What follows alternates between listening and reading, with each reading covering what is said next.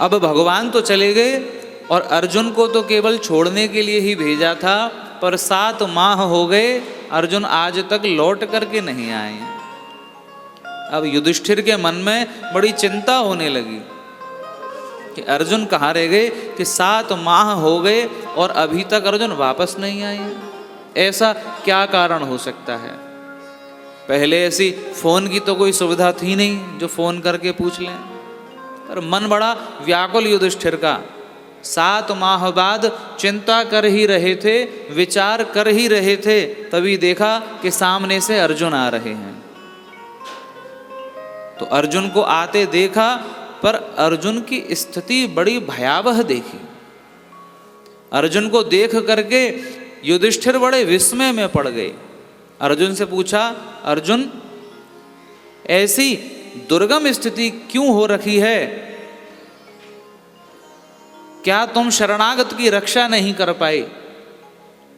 क्षत्रिय के लिए सबसे कष्ट की बात यह है कि कोई क्षत्रिय की शरणागति में आए और वो उसकी रक्षा न कर पाए। तो युधिष्ठिर पूछ रहे हैं, अर्जुन क्या कोई तुम्हारी शरण में आया, तुम उसकी रक्षा करने में विफल हो गए, इसलिए तुम्हारे चेहरे का तेज नष्ट हो गया है, या तुम्हारे द्वारा कोई पाप हो गया है? अनेकों प्रकार के प्रश्न अर्जुन से पूछने लगे। तो अर्जुन बताते हैं कि वंचितो हम महाराजा हरिणा बंधु रूपिणा येन मे बृहतं तेजो देव विस्मापनम।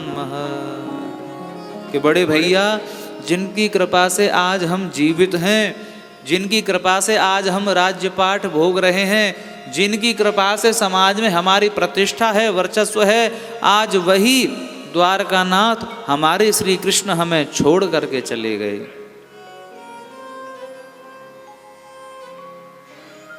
युधिष्ठिर को तो विश्वास नहीं हुआ। उन्होंने पूछा, क्या? बोले, हाँ भ्राता, द्वारकानाथ हमें छोड़ करके चले गए।